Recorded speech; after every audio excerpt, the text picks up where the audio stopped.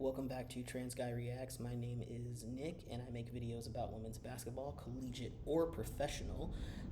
And today I want to talk about the WNBA's two. There are four games on today, but I'm just going to talk about the first two that came on earlier today. And it's Saturday, May 18th. So let's just get into the video. Let's go. So the first game was the very highly touted Indiana Fever versus the New York Liberty, which is a rematch. The last game that they played together, New York Liberty blew them out by 36 points. But this was an opportunity for the Fever to come back strong. Although I knew they weren't going to win this game, but at least they can come back and play better. One thing to note is I did kind of forget this game was on because it was on so early. So I came into the second half. So I came in when the third quarter started. It is what it is. But what I can say about this game is that everybody played better. Caitlin Clark played a lot better. And that's what I said in my last video. I was like, she's going to get better with time. You know, she's not going to dominate, not at all. But, you know, maybe later in the year, later in the season, she might dominate. She still needs to learn the league, learn how to play against pros. There are a lot of defensive issues going on. She had a ton of turnovers. I think she had 8 turnovers this game. She needs to work on the timing of her passes. And it's not just her team missing them, because they were missing those passes, but she was also just like passing them too early or too late, and not being ready for the defense and getting blocked, you know, when going up against really lengthy players. There was also a really kind of humorous welcome to the W moment for her, where she got hit with a clean screen by Brianna Stewart. She went down hard, but she popped right back up. She popped up and went back on defense. So, you know, it wasn't that hard, but it was definitely like, welcome to the league, rook. But that's good. You know, you all rookies go through that. So good of her for, you know, taking the defense and not whining about it and just popping up and getting back on play. It was really good to see Mitchell in the game, because Kelsey Mitchell is the point guard for this team, and she is, excuse me, one of the leading scorers on the team as well. And she can really put up some really good numbers, pretty much match Caitlin, because like usually Kelsey's putting up 20 points a game. So this is really good to see her on there. That means she's getting healthier, she's playing a little bit better, and I really like to see them on the floor at the same time. You can really see that dynamic working really well, where Kelsey is the point guard and Clark is the shooting guard. That makes a lot more sense. They all need to play together more. It's just going to take time. They're not going to get it right off the bat. The Indiana Fever is not the best team in the league. That's why they got the number 1 pick 2 years in a row, you know. And they're gelling. It's going to take time. There was a lot of games last season where they almost won. You know, they lost by less than 5 points. So it's coming along. But now you got a new player to put into the system who has to work with a team that already was working on getting their chemistry together and had kind of good chemistry. And now you got this new player, Clark, who's coming in and kind of messing up their chemistry. So now they have to relearn to play with her. And it's going to take time. They're not going to be overnight. I mean, it's just not going to happen. The end of the third quarter, like I said, I came in the third quarter. It was 58-73. Liberty, obviously. Liberty was dominating. And what I could see at that point was that the Fever had 3 players in double figures. Liberty had 5. Okay, but on a positive note, the Fever won the third quarter. They won the third quarter 21-16. So I mean, like, hey, you're winning quarters. It's small wins. They're getting to the, you know, where they need to be. In the fourth quarter, they were talking about the Liberty and their chemistry, and they're like, oh, Liberty has a book reading club, and they're reading Handmaid's Tale. I'm like, what? There's nothing wrong with the book club, but man, The Handmaid's Tale is a really depressing book. And I didn't watch the show because I had read the book in high school, and that was enough for me. It was scary. I was like, this is really plausible, and I could see our future going this way, and I don't want to relive this trauma. So, sorry about the sound. I live in Mexico, and I'm right at the street. My Airbnb here is right at the street, so I hear all the cars, all the people walking by. It is what it is. Anyway, so back to the game. I would say overall, though, Benai Jelani was playing well. Sabrina Ionescu, everyone was playing well for the Liberty, pretty much. It was nice to see Sue Bird and Megan Rapinoe. Dawn Staley was in the house. Billie Jean King. All those people were in the building. Those are the folks that I cared about. And it was a great turnout. Full house. The Liberty fans were lit.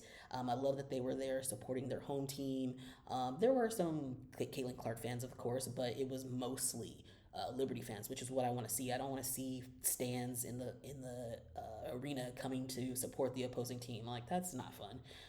Like go to the Fever games, buy your ticket, buy a plane ticket, and go to the Fever games and support them. Um, from what I'm looking though, that when I was like watching the game, I was like, man, the Fever just need more vets. It's just they are so young. That entire team is just too freaking young. Wheeler is like the oldest player on the team, and she's not very effective or consistent. I think she doesn't really go overseas and do anything like to elevate her game. She just like works on her skills here on home soil, and I think that's a detriment to her. She needs to play against other people a lot, like international folks, so she can get some more practice because she's just not an effective player. Um, uh, I think that just thinking this is kind of petty of me, but I'm thinking about players who probably would really love to be on the team who are not in the league right now. Might be like Angel McCoughtry. She like desperately wants to be back in the W, but no one really wants her. And I'm like, this would be a good addition. I think she has the experience. She's got the leadership that she can bring. She's a really good distributor, and she can make really good decisions. So like I could see Angel being on the team. And then it was so crazy after I was thinking that a few minutes later, Rebecca Lobo, the announcer with Ryan Rucco, she said the exact same thing. Basically, she was like, "Yeah, this team is needs some vets," and she's like, "Maybe free agency will be interesting next year because now there's a reason to want to go to the Fever because before no one wanted to go there because they sucked." Essentially, is what she said. So it was really nice. That I was like, "Yeah, we're right. Like they just need vets. They need the W is a veteran-run league. You need vets to do what they do." Um, I thought it was really ridiculous that Ryan Rico was trying to get, like reaching. He was reaching for highlights and positives to talk about Clark, even though they were down 20 points. But they're really trying to placate these new fans and be like, well, Clark's doing great. She's playing well, and trying to like say anything to appeal to this new fan base. And I'm like, they got to learn. The new fan base needs to learn that she's not the best. She's very good, but she is not the best in the league, and she won't be for a while. The game ended 80-91 is the final. Overall, I would say the Fever played a lot better than before. They were running the floor a lot. They were faster. Aaliyah Boston and Alyssa Smith, they played okay. I mean, they played better than the last two games. So, but I feel like specifically Boston needs like a Dawn Staley talk. Like she needs Dawn Staley to be in her ear. She needs a coach that's more effective in motivating her because it just feels like a confidence issue. I know because the ball's just not falling. And Boston is very strong. She's lost a lot of weight in the offseason. She is very fit, but she's not quick. She's not moving fast. And I think that is just something that needs to be coached really and given more confidence. And she doesn't have it.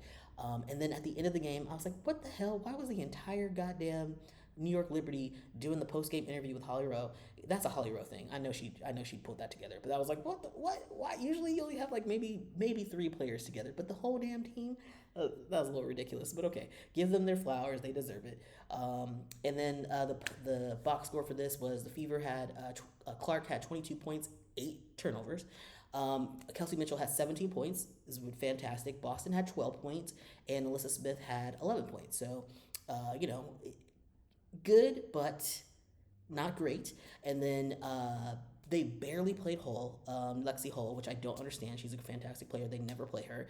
They didn't play Grace Berger or Celeste Taylor at all. Like, what? I understand maybe not Celeste. She's new, whatever. She's got to get her way. But Grace Berger actually affects the game in a positive way.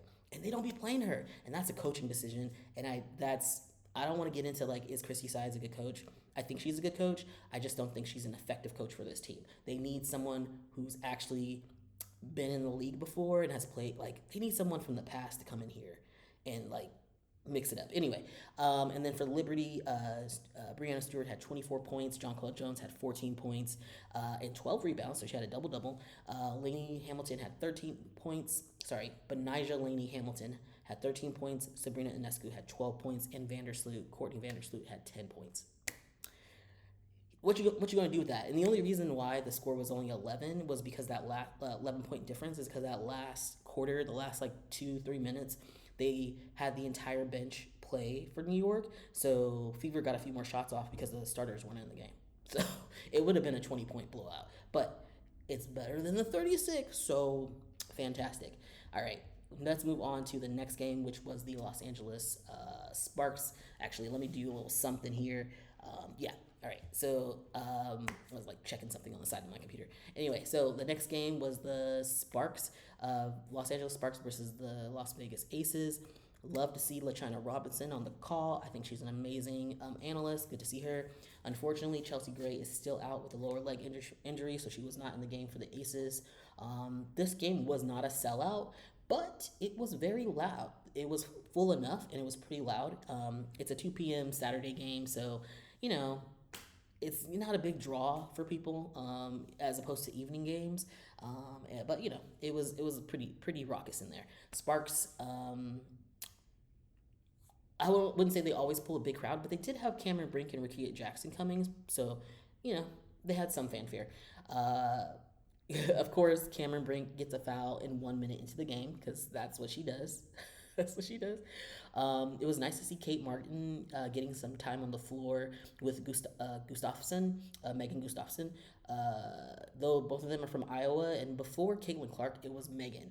Megan was the top shit at Iowa. She was like hitting she was the star player, had all of this media attention. She comes into the W, crickets. She's not a good player.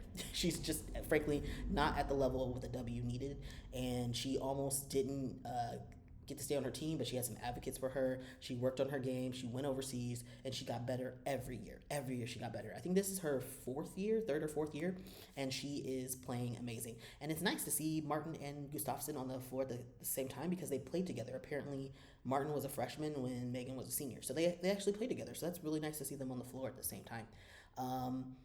But I was kind of shocked because Becky Hammond, the coach for Aces, never plays her bench. So I was surprised. I was like, oh my God, the bench is on the floor. Even Sydney Colson got a couple of minutes. I was like, what? That's crazy. There was a pretty funny moment to me because Asia Wilson was getting pissed that Euro, I forgot her first name. I think it's Euro for Los Angeles, and Dearica Hamby. She was getting frustrated and like getting pissed and cussing and stuff because she was having trouble scoring, but she came around. It was fine. And then they were playing pretty evenly, though. I would say that game, the first quarter ended 16-7, no, 18-16 for the Sparks. Rakia Jackson gets in the game. She does turn over the ball, but she redeems herself because right after she turns over the ball, she steals the ball and then makes a layup. So, rookies doing rookie stuff. And what I could see from that like beginning of that second quarter was the Aces needed to move the ball more. They were making too many quick shots, and they were struggling in that second quarter. But they did get it back towards the end of the quarter, and they kind of went on a run. So still good. And then Kate Martin hits her first points in this regular season and gets a three. It was really nice, and it was 1 minute left in the second quarter, so it was nice to see that happen. And then of course, Cameron Breen gets her third foul at the end of the second quarter. Like, girl. It's like Stanford all over again. It's ridiculous. So at the half, the score was 33-42. Aces were up. Things to note: Lasia Clarendon definitely struggled in this game. She didn't have any points most of the game. I'm sorry, I keep misgenerating them. Clarendon didn't have any points most of the game. They got like 2 points towards the end of the fourth quarter, I think. But they did well in terms of defense, but they just weren't. The ball wasn't going down. It was really nice. They showed Tara Vanderveer was at the game, so that was really cool. She made a flight up to I guess down, or is it across? I can't remember. The Bay Area and then Vegas. It might be down. Yeah. Anyway, Tara Vanderveer came out to see Cameron, so that was really nice to see her there supporting. Cameron Brink picks up her fourth foul in the third quarter with only 3 minutes into the third quarter. Oh, she's so funny. Dearica Hamby, though, was going on a run. She was going crazy. I think she had her career high this game. The Aces fans were not very nice to her. They were booing her every time she went for free throws, but not. And it wasn't as much booing as for the other for the other Sparks players. And that is because if you know the history, 2 years ago, Hamby was on the Aces, and she was a fantastic player for the Aces.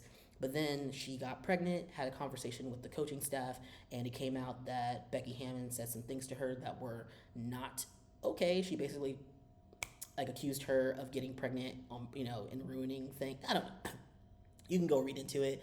Becky gets investigated, gets in trouble for discrimination. She has to sit out like 2 games or something like that. It's not that big of a deal overall until the Aces, but it is a little bit of a tarnish on Becky's image and reputation. Frankly, it's just like Becky shouldn't have said what she said, but also I don't know if the punishment really justified anything. It didn't really matter, to be honest. I don't know. I don't know. It's just hard to say, but you can't discriminate against people who are pregnant. And Hamby said, she got discriminated against because she got traded immediately. So that's true. I mean, that's what happened. So can't deny that. Anywho, so the Aces fans are not very happy with her, and so they always boo her. But she had a fantastic game. The third quarter was really back and forth, but there was a slight edge from the Aces, and both teams were running. They were running up the court, running down the court. It was crazy. I would say Kate Martin got a significant amount of minutes, and she was pretty effective defensively. She was doing pretty good. She didn't get a lot of points, but she was like on the floor a lot, and she wasn't making too many mistakes until a little bit later. I'll get to that. At the end of the third, it was 59-71. Sparks were up. They're doing good.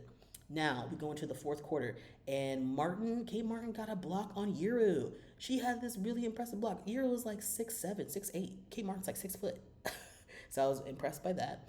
But Sparks were coming back. Hamby was playing good. Rakia Jackson, the rookie, was going off. She was playing really well. Unfortunately, Lexi Brown goes down with a rolled ankle with like 5 minutes left in the game, but she does end up coming back. It was pretty impressive because I saw that rolled and it did not look good. Ooh, it was very painful looking. And then it was like the Sparks came back and it was 80-84 with 2.5 minutes left. And I was like, oh shit, Sparks might upset. But, Sparks were putting the pressure on. Then Kate Martin does a classic rookie move, and she turns over the ball. Fucking rookie shit. But then, right after, Rakia Jackson does the same goddamn thing, rookie shit, and turns over the ball again. I was like, oh my god, these goddamn rookies. They always do this stuff. And then, Kate Martin does another rookie bullshit, and then she fouls Rakia Jackson. I was like, oh my god, rookies doing rookie stuff. Becky Hammon took Kate Martin out real quick. She was like, get out of here. And then, luckily, the vets were there. Jackie Young hits the 3 at 19 seconds left. That pretty much sealed the deal. But then Kia Stokes also had this block on Lexi Brown that was like, yeah, we're done. And then the game ended 82-89. So it was a hell of a game. It was very entertaining. It was fun. It was like so much defense, so much offense. It was some beautiful basketball, I have to say. The breakdown on the box score here is that the Sparks had Kia Nurse had 13 points. Dearica Hamby had 29 points and 9 rebounds. She almost had a double-double. Lexi Brown had 16 points, and Rakia Jackson, the rookie, had 13 points. Fantastic. Ray Burrell and Azure Stevens did not play. I think Azure is injured, but I don't know why Ray wasn't played. For the Aces, Jackie Young had 22 points and 11 assists for a double-double. Asia Wilson had 22 points and 10 rebounds for a double-double. Alicia Clark had 13 points, and Kelsey Plum had 17 points. So way more even basketball points, assists, double-doubles, and stuff from the Aces. And then Sydney Colson got on the floor for like a minute and a half. I don't know what that was about. Why only a minute and a half? Kirsten Bell, Emma Cannon, and Deasia Fair didn't play at all. And that's very Becky Hammon. She don't be playing her bench, so it is what it is. Anyway, but that was a fantastic 2 starts of the game. We got 2 more coming up. If you want to see that coverage or my recap of it, be sure to come back and a little later in the day, and I'll post those as well. If you like this content, please like, share, subscribe, follow, do all the things. Do not comment. I do not care if you comment. I don't have my comment sections up. I don't care what you think. But I do care that you're here supporting, and I appreciate y'all. So see you in the next one. Later.